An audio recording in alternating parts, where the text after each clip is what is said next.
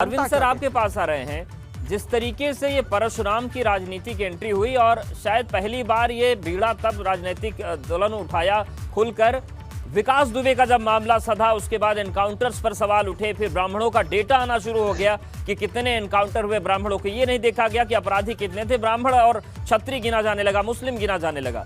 लेकिन जो राजनीति चली है मूर्ति की, चाहे वो फूलन की मूर्ति को लेकर बीच में विवाद हुआ, फिर चाहे ये परशुराम की मूर्ति को लेकर, ये किस राह पर राजनीति और इससे वोट सधेगा क्या किसी का? अवधेश जी, शास्त्रों में एक श्लोक है कि देवाधीना जगत सर्व मंत्राधीनाश्च देवता ते मंत्रा ब्राह्मण धीना तस्माद ब्राह्मण देवता। यानी ये पूरी जो पृथ्वी है वो देवताओं के अधीन है, देवता मंत्रों के अधीन और मंत्र ब्राह्मण के अधीन है।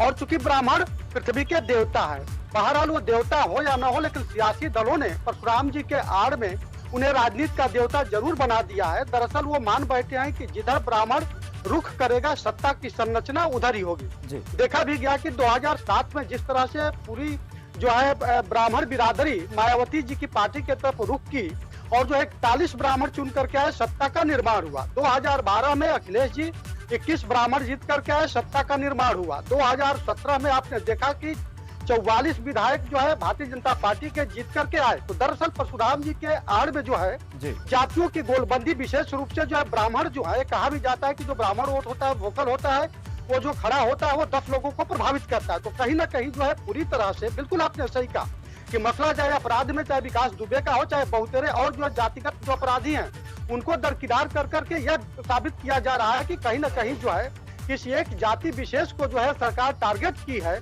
और इसीलिए जो है ब्राह्मण, चूंकि परशुराम जी जो है, आपने देखा कि हमारा शास्त्र कहता है कि जो आताताई क्षत्रिय थे उनका विनाश किए, तो कहीं ना कहीं जो है ब्राह्मण क्षत्रिय का जो है एक किस्म से ये इर्द गिर्द चुनाव को समेटने की समाजवादी पार्टी की तरफ से गेम हो रहा है। भारतीय जनता पार्टी जो है उसके बचाव में है। अवधेश जी बिल्कुल, लेकिन सर इसमें नुकसान या फायदा किसका आपको होता हुआ दिख रहा है?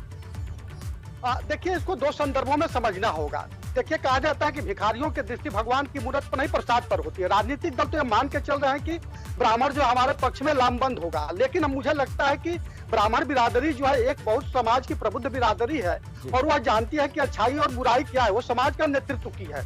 तो मुझे लगता है कि जो विकास की जो राजनीति चली है, कहीं ना कहीं जो है उसमें जो है ब्राह्मण इस चीज को देखेगा और ये आगे ये रणनीति तय करेगा कि नहीं जो है हमारा जो है एक जो खास जो एजेंडा होता है समाज को आगे ले जाने का, देश को आगे ले जाने का, उस पर गौर करेगा। देखिए, एक महत्वपूर्ण बात और है अवधेश जी कि 1989 के बाद कोई भी ब्राह्मण उत्तर प्रदेश में मुख्यमंत्री नहीं बना। आजादी के बाद 6 ब्राह्मण मुख्यमंत्री बने 1989 तक। तो ब्राह्मणों के अंदर एक चीज तो है कि हमारी आबादी जो है 11-12% है, लेकिन इसके बावजूद भी जो 7%, 8% वाली आबादी वाले लोग जो मुख्यमंत्री बन जा रहे हैं और हम इतने जो है बड़ी तादाद में होने के बावजूद भी नहीं। और मतलब ये भी एक चीज है और सियासी दल इन चीजों को समझ